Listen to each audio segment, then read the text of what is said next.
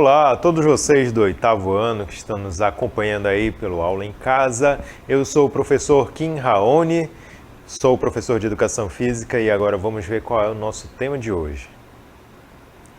Vamos falar sobre os esportes de aventura. Quem de vocês aí já conhece esportes de aventura? Já praticou alguma vez algum desses esportes? Se você ainda não conhece, não pratica, mas já ouviu falar alguma coisa também, vamos lá, acompanhem comigo aí sobre alguns pontos fundamentais sobre esses esportes tão interessantes. Então vamos ver, o que são os esportes de aventura? São esportes com maior grau de risco físico, dado as condições de altura, velocidade ou outras variantes em que são praticados. Então essa é a característica principal dos esportes de aventura.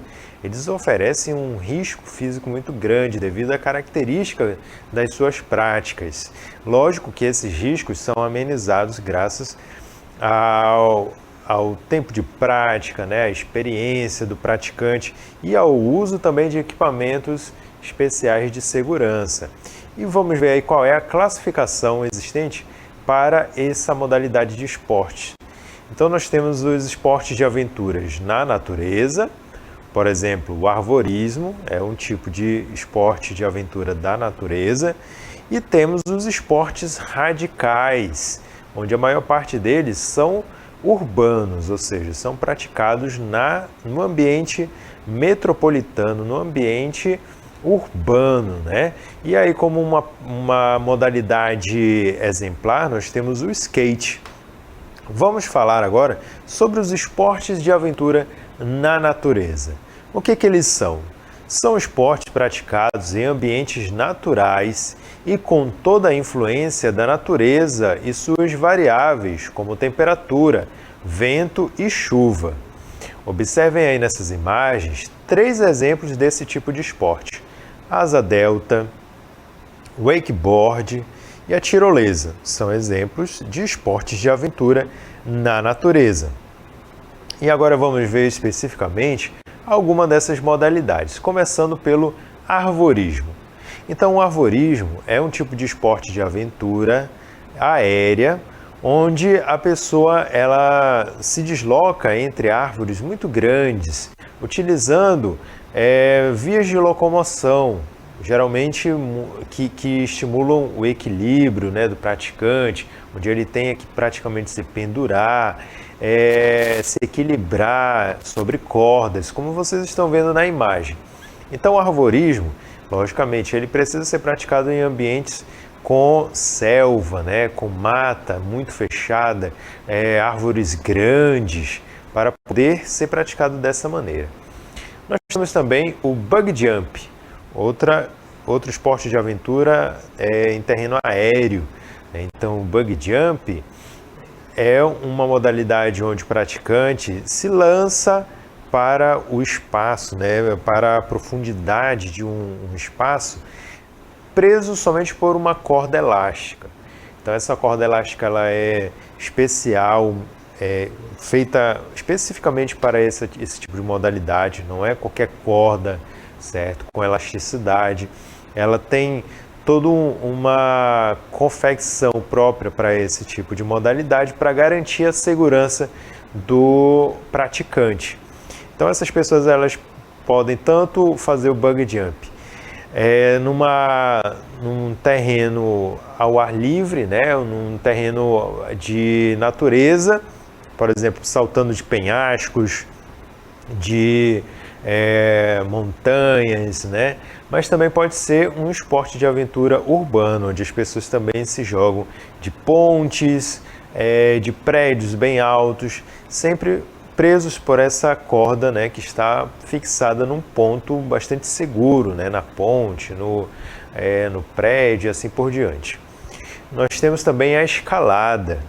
Então a escalada é uma modalidade onde o praticante ele sobe paredões rochosos utilizando simplesmente as próprias mãos. Às vezes tem modalidades desse tipo de escalada em que o praticante utiliza também algumas cordas, né, alguns acessórios para poder facilitar e garantir a segurança.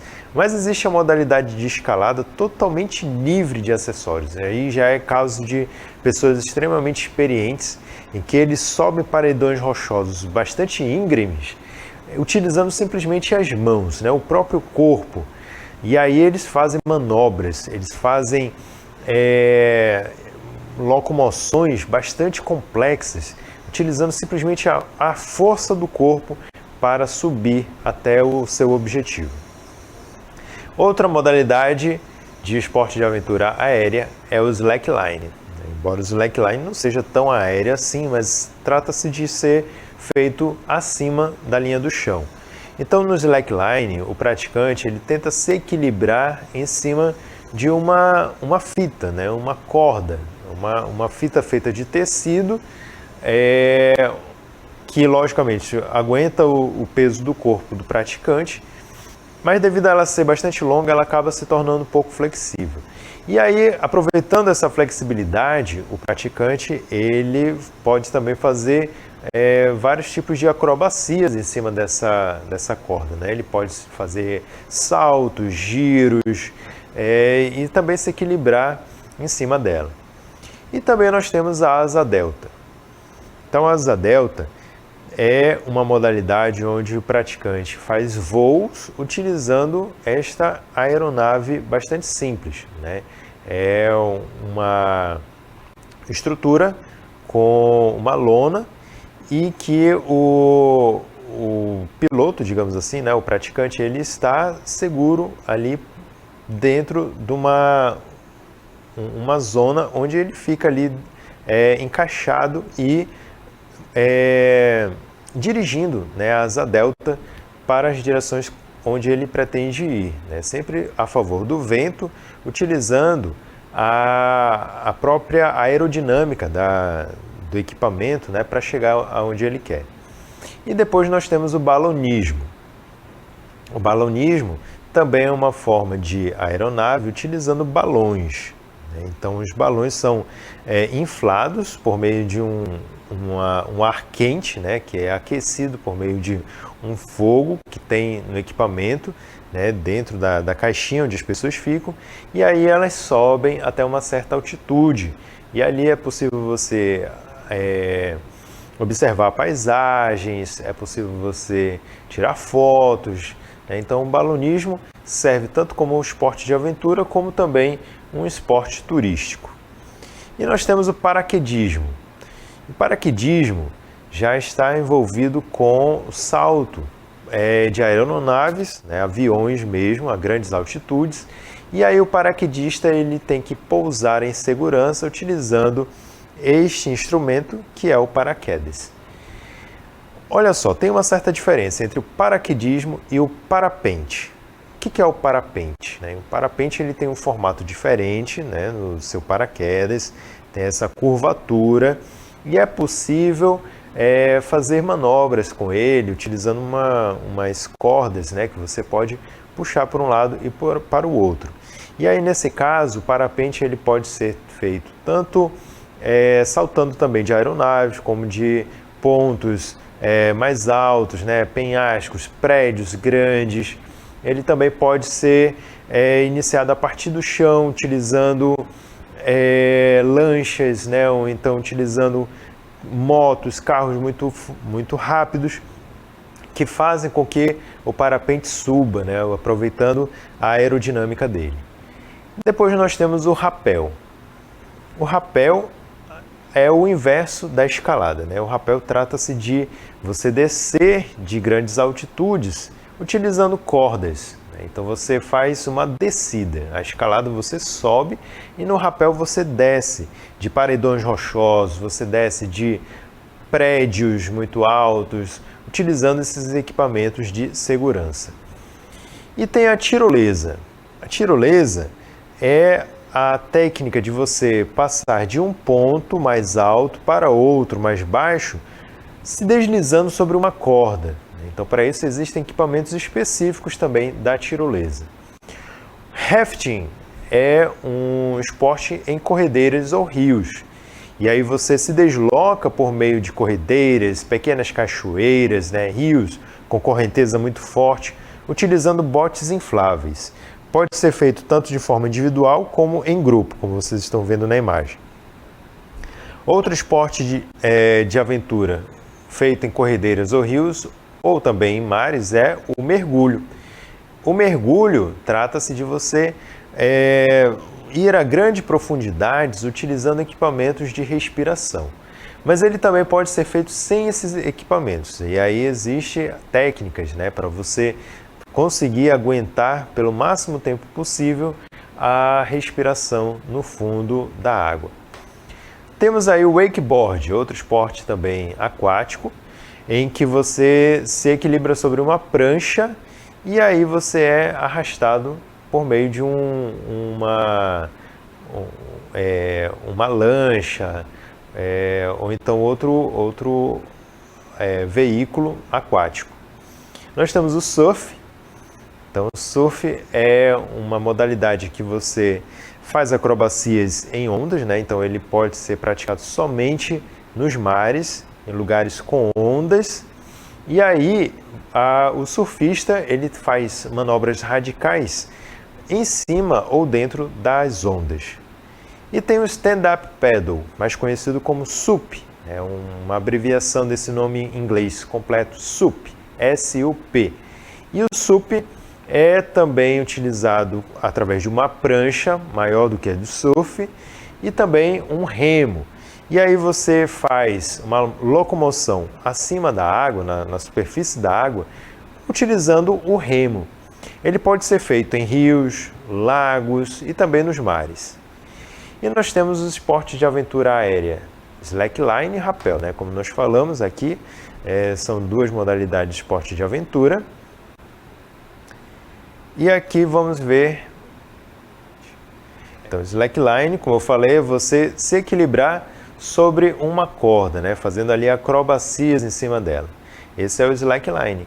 Quais são os benefícios? Prevenir lesões, melhora a concentração, consciência corporal, velocidade de reação e coordenação, fortalece todos os músculos do corpo, desenvolve a paciência e a capacidade de superar dificuldades. Essa é o grande benefício trazido pela prática do slackline, né, que está crescendo cada vez mais aqui no nosso estado. Nós temos também o rappel. Então, o rappel, como eu falei, é a descida, né, de grandes altitudes utilizando equipamentos de segurança. E para quem pratica esse tipo de esporte, olha lá quais são os benefícios. Alívio do estresse e contato com a natureza, fortalece o sistema imunológico, melhora a flexibilidade, o equilíbrio, trabalha os membros superiores, desenvolve a elasticidade corporal e coordenação motora. Okay? Então veja quantos benefícios a gente consegue por meio de apenas uma dessas modalidades de esporte de aventura. E tem aí também os esportes em corredeiras ou rios. Como eu falei para vocês, o modelo deles, rafting, wakeboard, stand-up paddle, esses esportes de aventura feito na água, eles são muito interessantes também para trabalhar questão do trabalho em equipe, né? Por exemplo, rafting, você descer corredeiras num bote com várias pessoas ali, você trabalha faz o trabalho em equipe, né? Para todo mundo ir na mesma direção, remando juntos. E aí existem as classes de corredeira. Existem 6 classes. Uma mais fácil e a quinta mais difícil. As corredeiras de nível 6 são navegáveis, tá bom? Então essas são as classes de corredeiras.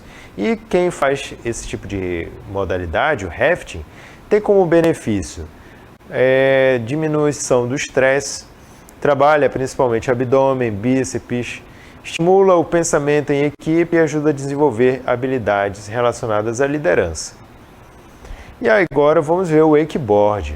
O wakeboard é aquele onde você se equilibra numa prancha e é arrastado por um veículo na água. Quais são os benefícios desse esporte? Aumenta a força muscular, melhora o condicionamento cardiorrespiratório, a aptidão física em geral, né? Elimina o estresse e a ansiedade, define a musculatura e diminui o processo de envelhecimento através também da diminuição do estresse.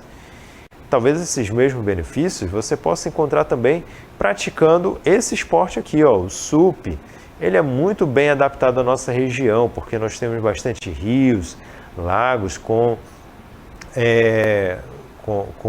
tranquilidade nas águas, né? Então ele é muito bom de ser praticado na nossa região. E aí um dos benefícios da prática disso é que ele possibilita uma grande integração com a natureza. Pode participar qualquer pessoa de qualquer idade, inclusive crianças. Mas lembre-se, é sempre importante também você utilizar equipamentos de proteção, como colete salva-vidas, você está com a cordinha lá presa na sua perna, né? A corda que liga você à prancha para, caso você caia, não se afaste tanto da prancha. Então são equipamentos muito importantes na hora de você praticar o SUP. E um dos benefícios dele é que trabalha todo o corpo, pé, perna, abdômen, braços, traz reforço no tornozelo, joelho e não existe impacto. E agora vamos observar aqui um vídeo falando sobre esses esportes.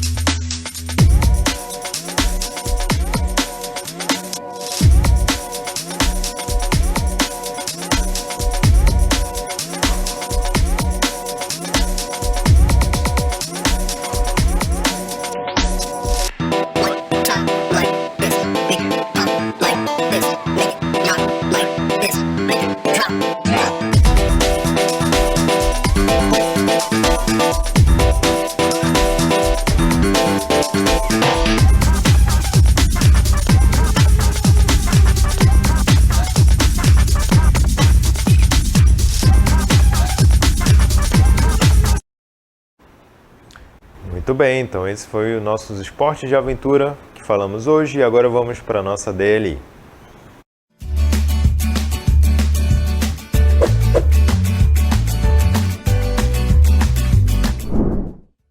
Questão 1. Defina o conceito de esporte de aventura. E aí a questão número 2.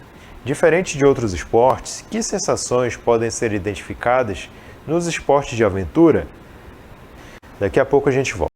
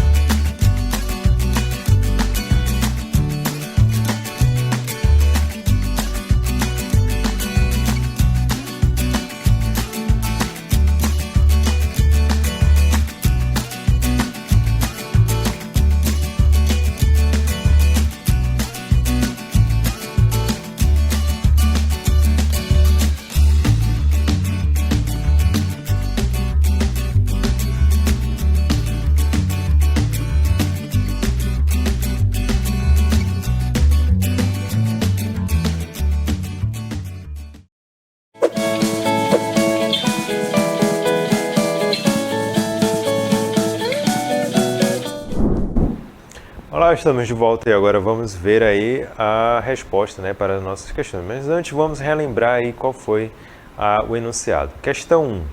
Defina o conceito de esporte de aventura, certo? Então é o seguinte. Qual é a resposta para essa questão?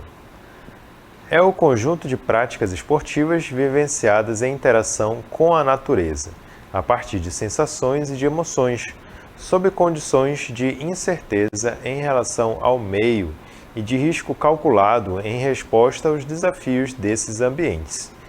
Então, assim a gente vê que os esportes de aventura são aqueles que são praticados interagindo com a natureza, mas sempre mantendo essa questão do risco físico, né, que é muito maior do que nos outros esportes. Qualquer outro esporte tem riscos físicos? Tem sim. Né? No futebol, de você se contundir, no boxe, de você ter alguma lesão, mas não é o mesmo risco causado pelos esportes de aventura, e é esse risco que traz a chamativa para esse esporte, né? Aquela adrenalina que não é encontrada nos outros esportes. Então, para quem pratica, geralmente o grande motivador é essa questão da adrenalina, né? Então, os esportes de aventura estão relacionados a diversas situações, quer sejam manifestações educacionais, de lazer e de rendimento, sob controle das condições de uso dos equipamentos e comprometidas com a sustentabilidade socioambiental. Então a gente vê assim que é importante ter essa noção de que os esportes de aventura eles podem ser uma forma da gente chamar a atenção também para a preservação do ambiente, uma vez que é necessário ter um ambiente preservado para a gente poder praticar esses esportes da melhor forma possível. E aí a questão número 2. Diferente de outros esportes, que sensações podem ser identificadas nos esportes de aventura? Então vamos para a resposta. Diversos estudos indicam a presença de sentimentos, sensações e emoções considerados receosos, como ansiedade, insegurança e tensão, bem como aqueles considerados prazerosos, como alegria, desafio, aventura, além de outros que sintetizam ambos os polos, como o medo, desencadeado pelas características dessas práticas em ambientes naturais. Então, gente, é assim, quando a gente pratica os esportes de aventura, vem aquela sensação de adrenalina, né? A adrenalina é o hormônio, né? O neurotransmissor que causa o aumento do batimento cardíaco, que te deixa alerta, né? Que faz você ficar bem mais alerta, vigilante, que dá aquela sensação de medo, né? Então essas sensações elas vêm sempre no início e durante a prática, tá bom? Do esporte de aventura. E é isso que faz as pessoas se interessarem, porque é vencer essa sensação. Então, tais desportos de aventura são assim considerados por oferecerem mais risco do que os desportos em geral, o que os torna mais emocionantes, já que exigem um maior esforço físico e mais controle emocional. Então essas foram as respostas aí da nossa DLI. Agradeço a participação de todos e até a próxima.